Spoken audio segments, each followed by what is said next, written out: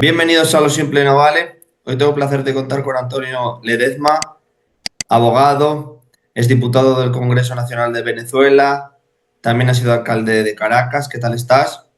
En pie de lucha, como siempre, un placer estar contigo y con toda tu audiencia, ¿sí? El placer es mío, gracias por tu tiempo, por lo importante que creo que es hablar de Venezuela, lamentablemente por la dictadura que tienen que sufrir los venezolanos y el pueblo lo que está sufriendo.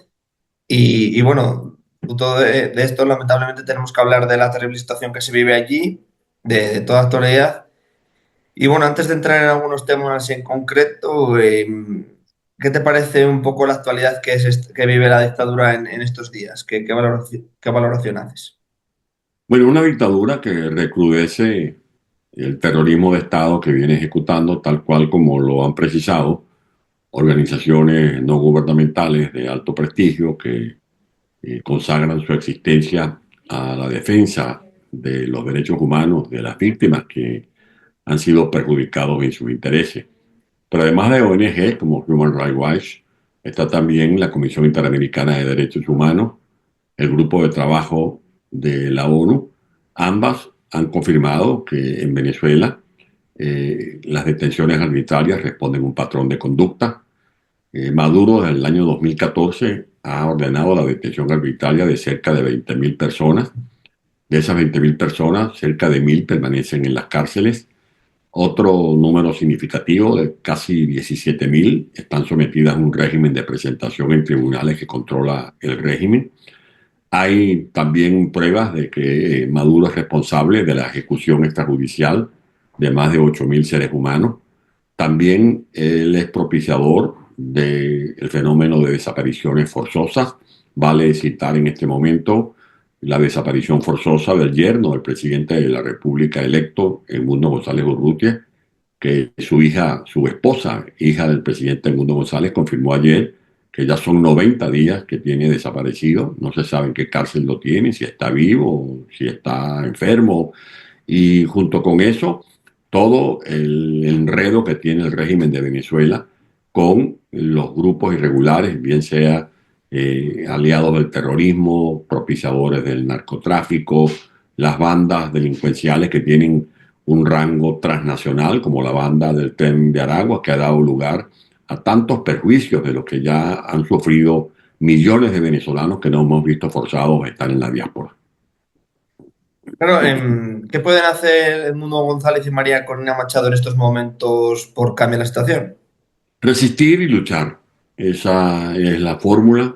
Este es un momento en que hay que mantenerse muy firme, no abandonar el camino que hemos venido transitando en medio de tantas adversidades, porque la participación tanto de Edmundo como de María Corina en el proceso electoral que tuvo su desenlace el pasado 28 de julio fue desafiando todo tipo de complicaciones.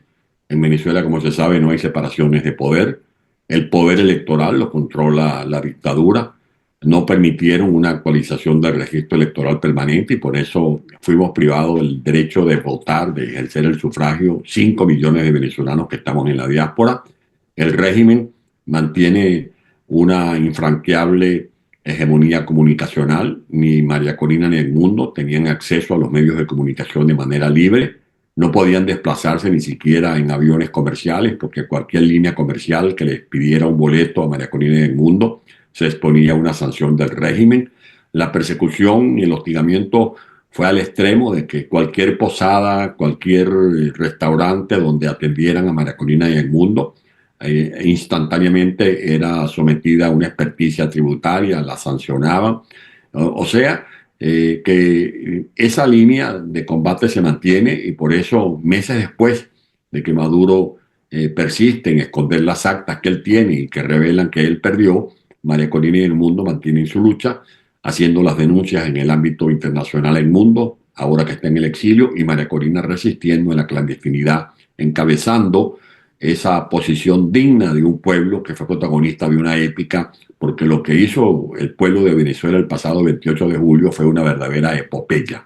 La gente salió a votar superando todos los escollos que significa la tragedia humanitaria que ellos escarmientan en cabeza propia, en un país donde la gente tiene salarios paupérrimos, donde más de la mitad de la población está en condiciones de pobreza extrema, donde el colapso de los servicios públicos están a la orden del día, llámese apagones porque no hay luz, llámese gente en pleno siglo XXI buscando leña para cocinar, porque el país que tiene una de las sextas o octavas reservas de gas del mundo no tiene gas doméstico, un país que tiene que hacer cola, el ciudadano que tiene un carrito, un autobús, un transporte para conseguir gasolina, y eso ocurre en la Venezuela que tiene, según informes de gente calificada, las reservas de petróleo más altas del mundo.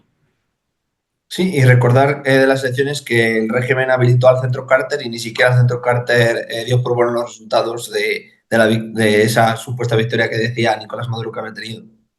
Sí, tanto el Centro Carter como el Grupo de Contacto de la ONU hicieron investigaciones y demostraron que las actas que ha mostrado el Mundo María Corina Machado son absolutamente legítimas, son verificables. Ese fue un operativo montado por el equipo que acompañó a Mundo de María Corina en la campaña, y es el equipo que precisamente está ahorita sometido a condición de rehenes en la sede diplomática de la Embajada de Argentina en Caracas. Desde agosto del año pasado, tanto Magali Meda como Pedro Ruchuto, Omar González, el doctor Villalobos, Claudia Macero, la que maneja el equipo de prensa, fueron víctimas de una orden de captura sin ningún tipo de fundamento y se han refugiado en la Embajada de Argentina, y allí están en una condición que no es de asilados sino de rehenes, porque les cortan el servicio de electricidad, les privan del servicio de agua potable, no permite que ingresen medicinas para el doctor Omar González Moreno, que tiene problemas cardíacos. En definitiva, fue una verdadera hazaña lo que hicimos para poder conseguir las actas del 28 de julio, y eso lo sabe Maduro, eso lo saben los militares de Venezuela, porque los militares custodian los centros de votación, y eso lo sabe el mundo entero, como lo dijo este lunes en una conferencia el expresidente de España, Felipe González. Felipe González. El ganador es el Mundo González, y Maduro no muestra las actas porque sabe que más que unas actas son electorales, son unas actas de defunción de él mismo, que fracasó otra vez en esa consulta electoral popular. ¿Crees que puede haber una crisis interna dentro de los que componen el régimen del poder, Maduro, Delcy Rodríguez? ¿Por qué no hay no crees que puede haber ahí una crisis también que detonara toda la cúpula del poder? Es que la crisis existe y se está agravando. Recuerde, por ejemplo, que Tarek El-Aissami era una de las figuras más prominentes de esa cúpula de Maduro. Y hoy en día Tarek El-Aissami, después de haber ejercido los cargos de gobernador del estado de Aragua, de ministro de Relaciones Interiores, de vicepresidente de la República y últimamente de ministro de Petróleo y de PDVSA, ha terminado preso, acusado por Maduro de haberse robado más de 30.000 millones de dólares. Y así como él, hay muchos líderes que han sido lanzados al ostracismo. Ellos están muy fracturados, están muy confrontados, los une el miedo de tener que darle la cara a los organismos internacionales una vez que sean desalojados del poder, los une el delito porque unos y otros son corresponsables de actividades relacionadas con el narcotráfico, con el terrorismo, con el crimen organizado. A Diosdado Cabello lo responsabiliza los informes que han hecho las autoridades de Chile de ser autor intelectual del sicariato que cometió la banda del Tren de Aragua por su encargo contra un teniente venezolano que fue secuestrado en su hogar y enterrado vivo.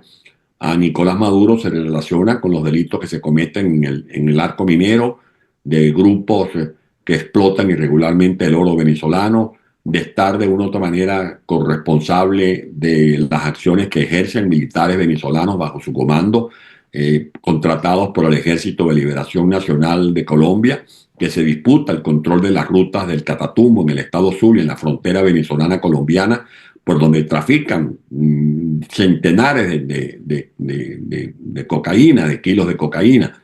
De allí que ellos están muy fracturados, ellos se apoyan únicamente en la represión. El dinero ensangrentado que obtienen del oro que explotan, de la cocaína, de la droga, del petróleo que han venido explotando, lo poco que explotan y venden, lo usan no para mejorar los hospitales, ni las escuelas, ni las carreteras, ni los servicios de agua potable, ni de luz eléctrica, ni financiar el funcionamiento de los tecnológicos, de las universidades, de los sistemas agropecuarios, como debería ser, sino que ese dinero lamentablemente lo utilizan para mantener esa red represora que le sirve a Nicolás Maduro para cometer las torturas en las que han perdido la vida centenares de venezolanos y otros que han muerto incluso estando como prisioneros. Claro, Trump tomó el poder de Estados Unidos. Te quería preguntar, ¿ha logrado presionar de alguna manera al régimen o crees que no ha hecho nada notable para que pueda haber algún tipo de cambio? Bueno, Estados Unidos tiene interés en que la dictadura de Maduro cese porque es una amenaza para la seguridad de los Estados Unidos. La gran bandera electoral que enarboló el presidente Donald Trump fue garantizar la seguridad de los estadounidenses. Ahora, buena parte de la droga, de la cocaína que llega a Estados Unidos sale del territorio venezolano. Es verdad que es importante desde el punto de vista geopolítico la guerra que tiene Rusia contra Ucrania. Es verdad que es importante el conflicto que sigue desarrollándose en lo que se conoce como la Franja de Gaza. Pero es que la cocaína que está matando a miles de familias en Estados Unidos no llega, no sale ni de Gaza ni de Ucrania. Sale por la vía del Arauca, que es una de las rutas fronterizas que se disputan los grupos irregulares que manejan este negocio diabólico del narcotráfico. Eso está allá en la zona de la Victoria, en la zona del Arauca, o la zona del Catatumbo, donde actualmente hay un pleito, una lucha, y el comandante Calarcá, que es el vocero de la FARC, que es la disidencia de lo que se conoce como Marquetalia, ha dicho lo que yo acabo de asegurar hace unos instantes, que militares bajo el mando de Maduro son contratados o están al servicio del Ejército de Liberación Nacional, ELN, para atacar los puntos de control por donde pasan 300 o 350 toneladas de cocaína. Todo ese negocio del narcotráfico genera anualmente unos 8.000 millones de dólares, que junto con los 4.000 millones de dólares que obtienen por la vía del oro, que trafican por la vía opaca, es una fuente de financiamiento que Maduro usa también para apalancar el terrorismo, que es otra amenaza contra Estados Unidos. Los iraníes están metidos en territorio venezolano, los rusos están metidos en territorio venezolano, con el interés de usar a Venezuela como una pieza en el ajedrez de la geopolítica y perturbar a Estados Unidos. De allí que lo que ha dicho el presidente Donald Trump es muy claro: Maduro es un dictador, Maduro no tiene legitimidad de origen, Maduro representa una amenaza para la humanidad. Por eso se mantienen vigentes las ofertas de captura de 25 millones de dólares, porque a Maduro lo relacionan no solo con el narcotráfico, sino con el terrorismo, y al mismo tiempo es señalado, según investigación que cursa en la Corte Penal Internacional, como perpetrador de crímenes de lesa humanidad. Ayer mismo dio una declaración muy categórica el señor secretario de Estado Marco Rubio, relacionando al régimen de Maduro con la banda transnacional del Tren de Aragua, porque están convictos y confesos. Tanto Maduro como Diosdado Cabello, como una funcionaria llamada Iris Valera, que ellos ocuparon de manejar las cárceles, han dicho en grabaciones. Si no me quieres creer a mí, yo te invito, Alberto, a que busques en las grabaciones de las redes sociales La Brisa Bolivariana, y allí van a aparecer prolijas afirmaciones de Maduro y de otros funcionarios diciendo que ellos formaron y capacitaron a 40.000 presidiarios que iban a ser los protagonistas de la brisa bolivariana, un nombre que insulta a nuestro padre libertador, y que esa brisa bolivariana no es otra cosa que un plan macabro de invadir países como Estados Unidos, como Chile, como Argentina, como Perú, etcétera, para defender supuestamente los símbolos de la revolución del socialismo del siglo XXI. Claro, estamos hablando de Trump, donde se puede presionar al régimen es con el petróleo, ¿no? Ahí es donde tiene una fuente de financiación grande. Es que Venezuela no es para Estados Unidos ya un suplidor seguro mientras Maduro esté en el poder. Venezuela está en capacidad de reactivar su industria petrolera, pero eso solo va a ocurrir en un gobierno democrático encabezado por Edmundo González y María Corina Machado. Ya Edmundo González y María Corina recientemente en un evento internacional celebrado en Houston llamado el CERAWIC, que reúne a todas las agencias energéticas del mundo. Hicieron un planteamiento en el sentido de que su compromiso es que Venezuela deje de ser el hub de el AMPA común, el hub de las drogas, para que Venezuela recupere su prestigio como abastecedor seguro, no solo de Estados Unidos, sino de otras partes del mundo, de los hidrocarburos. Venezuela puede ser el hub energético de las Américas. Venezuela tiene actualmente reservas probadas en la faja petrolífera del Orinoco, que tiene una extensión de 600 kilómetros por 40 o 60 de ancho. Allí hay petróleo extrapesado que puede perfectamente ser procesado en la refinería de la costa oeste de los Estados Unidos. Venezuela tiene capacidad para producir lo que llaman el petróleo Merey de 16 grados API. Venezuela tiene recursos naturales para convertirse en una potencia significativa de América y un lugar en donde pueden posar sus ojos los inversionistas, no solo los de América, sino también los de Europa. Nosotros vamos a invitar a todas las empresas petroleras de hidrocarburos, desde Repsol, desde la EMI, de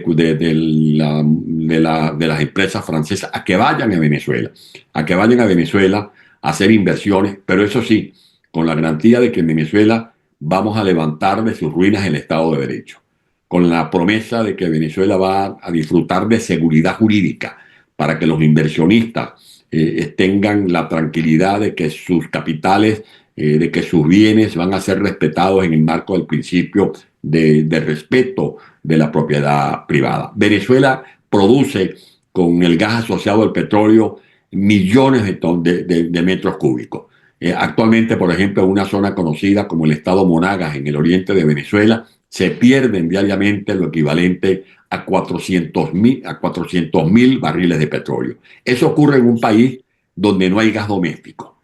Y ese gas asociado al petróleo se está perdiendo. Y no solamente es un daño económico para Venezuela, sino que es un daño ecológico para la humanidad porque se está enviando ese gas a la atmósfera. Venezuela tiene oro, Venezuela tiene diamantes, Venezuela tiene toriol, tiene litio, tiene cantidad de minerales como el hierro de alto tenor en la faja, en la zona de Guayana, que puede ser perfectamente explotado. Venezuela puede ofrecerle a los inversionistas del mundo electricidad blanca, electricidad en buenas condiciones, la electricidad necesaria para producir una serie de bienes. Por lo tanto, no solo desde el punto de vista de los hidrocarburos o de los minerales, Venezuela es un país con grandes potencialidades en el turismo, en el desarrollo de medicamentos genéricos, con nuestras universidades que vamos a recuperar. Eso es lo que está planteado de cara al futuro en un gobierno liderado por Edmundo González y María Corina Machado. Qué contraste todos los recursos que tiene Venezuela para poder salir adelante, ser un país importantísimo y qué lástima que la población tenga que vivir las calamidades que vive por culpa del dictador. Es un contraste muy grande de las posibilidades del país y la realidad que viven los habitantes y la población que reside allí y también los que tienen que salir obligatoriamente. Qué pena, ¿no?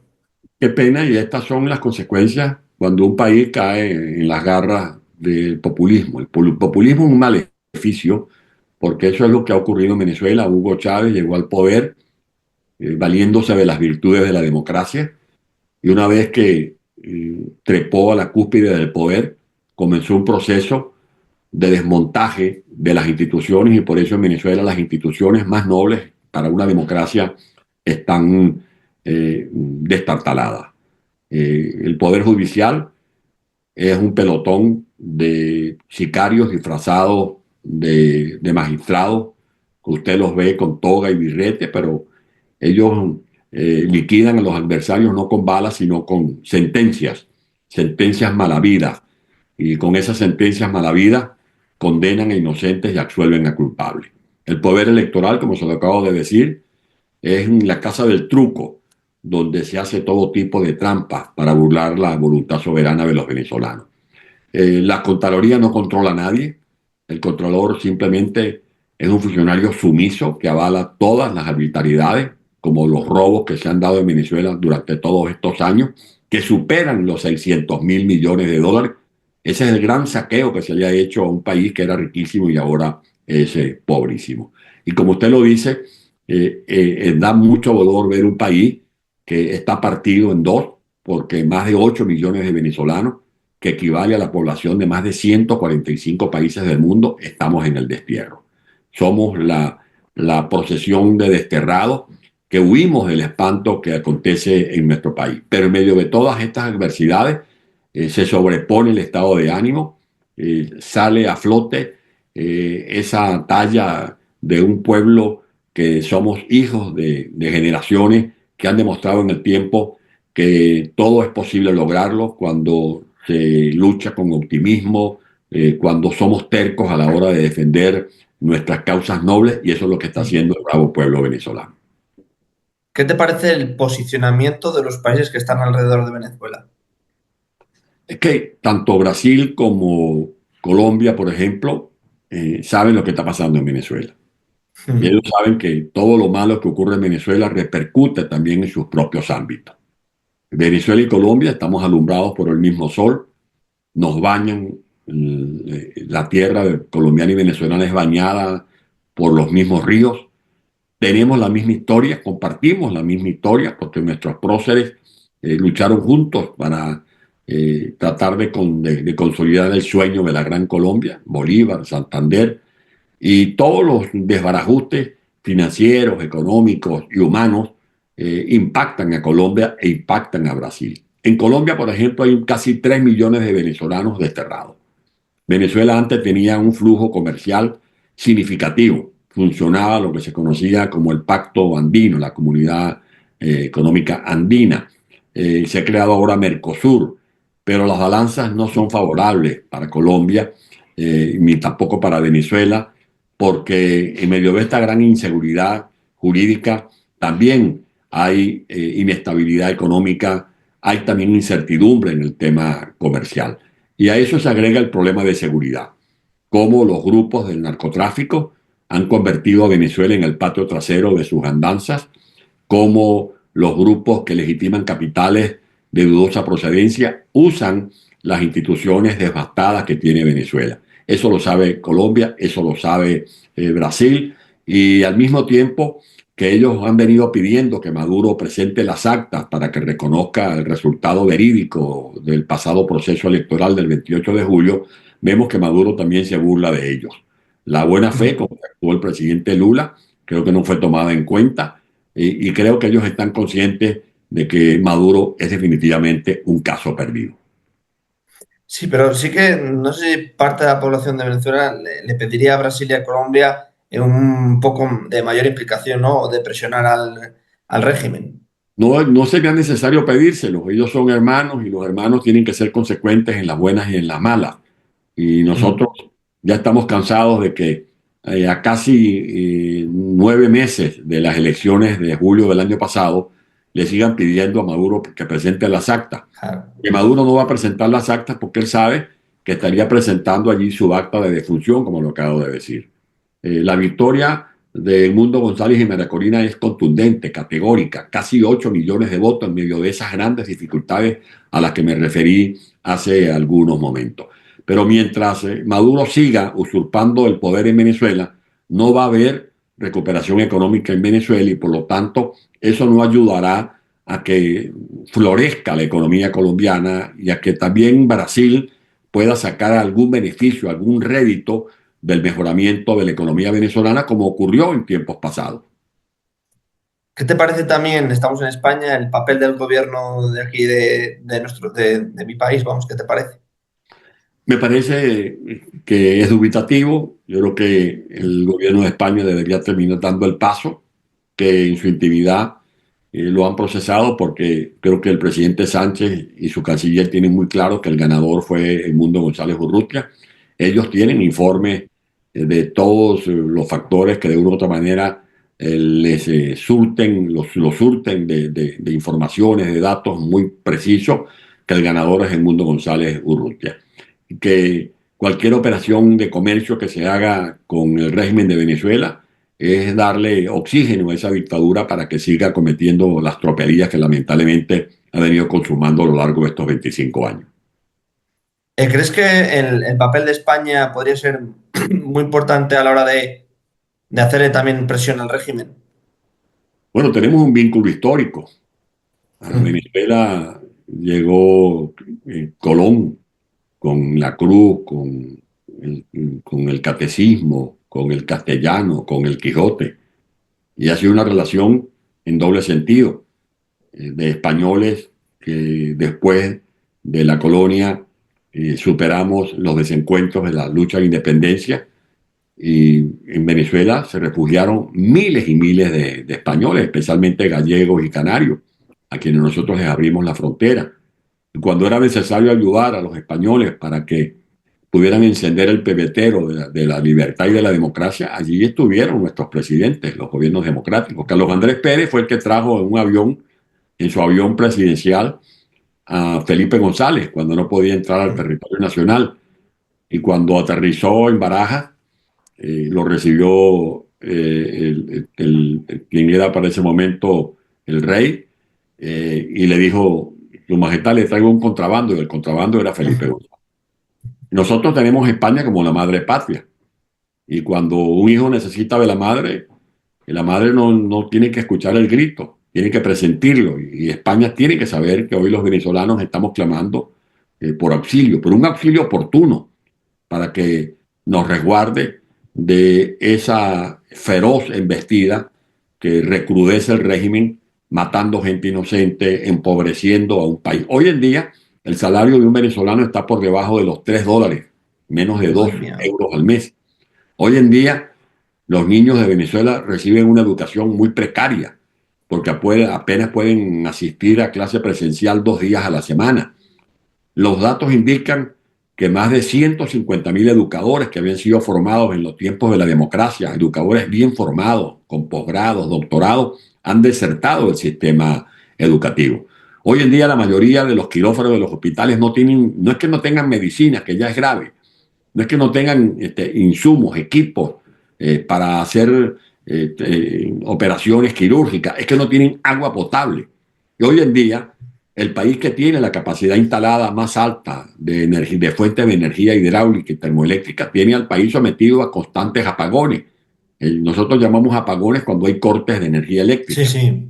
O sea, Venezuela es actualmente un caso que se puede presentar como el espejo para que los españoles, para que los franceses, para que cualquier pueblo del mundo se vea y entienda que nadie sabe lo que tiene hasta que lo pierde. Nosotros teníamos una democracia imperfecta pero mejorable, y en esa democracia logramos un significativo ascenso social. Venezuela instaló empresas como PDVSA, Petróleos de Venezuela, que llegó a ser reconocida en el mundo como la segunda transnacional más prestigiosa. Gracias a las inversiones petroleras, Venezuela llegó a tener 22 refinerías. De esas refinerías, buena parte estaba en el exterior, en Alemania, en Suecia, en Inglaterra, estaban en las Bahamas. Hoy todas fueron rematadas a precio de gallina flaca por el régimen de Chávez y de Maduro. Venezuela llegó a ser un país exportador de aluminio, un surtidor seguro de aluminio. Venezuela llegó a formar más de 200.000 jóvenes en las mejores universidades del mundo. Un país que cuando llegó la democracia había apenas 4 universidades, y hoy hay más de 250 centros de educación superior. Todo eso fue el logro de la democracia, y todo ese capital ha venido deteriorándose por obra y gracia de este maleficio que es el populismo, que es la demagogia, que es la cola larga, la cola gigantesca del diablo, que no solo se pasea por los predios de América Latina, sino que está llegando también a Europa, y por eso hay que estar ojo avisor. Antonio, no sé si quieres añadir algo más, si no, creo que el pueblo venezolano, con todos los recursos que tiene, ojalá que más temprano que tarde caiga el régimen. Yo estoy seguro que va a caer pronto, Dios mediante. Venezuela quiere superar este trance en paz. Por eso tanto Edmundo González como María Corina reiteran su propuesta de una transición ordenada, pacífica. También hay planes para los primeros 100 días a los efectos de revertir esta tendencia que se recrudece con sus manifestaciones de catástrofe humanitaria. Tenemos a más de 8 millones de venezolanos en la diáspora que están aprendiendo, venezolanos que están aprendiendo aquí cómo es el desarrollo de energía solar, por ejemplo, en España. Venezolanos que están en Alemania viendo cómo se ha venido desarrollando el complejo de fuentes generadoras de energía eólica. Venezolanos que están viendo cómo ha sido el proceso de la educación de Finlandia, que ha sido muy exitoso. Venezolanos que están también investigando cómo fue posible que se viera el milagro en Singapur, de un país, de una zona que estaba desahuciada y hoy en día le garantiza a los habitantes de Singapur altos ingresos per cápita.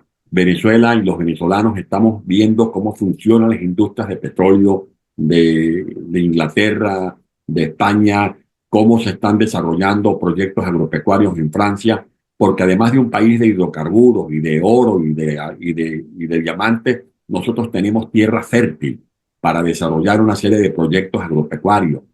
Tenemos universidades, como lo decía hace unos momentos, para comenzar a instalar centros productores de medicina genérica. Tenemos agua dulce en la zona del Orinoco, en la zona de Guayana, electricidad blanca, para que empresas interesadas en contratar a empresas venezolanas para fabricar los chips de los aparatos electrónicos lo hagan en Venezuela. Todo eso va a ser posible para que Venezuela pueda cerrar este capítulo oscuro, triste, tenebroso de su historia y podamos volver a encender el sol de la libertad y señalar caminos de prosperidad para todos los venezolanos, los que resisten adentro, los que volverán desde afuera y para todos los extranjeros, amigas y amigos que quieran ir a darnos una mano en estos tiempos en los que necesitamos de la solidaridad oportuna de la gente buena del mundo. Pues Antonio, le deseo mucha suerte al pueblo venezolano. Ojalá que sea todo lo que dices más pronto que tarde, repito. Y a ti darte las gracias y ojalá que la situación mejore lo antes posible. Yo mediante, así va a ser. Hasta adelante y seguimos en línea. Un fuerte abrazo, nos vemos.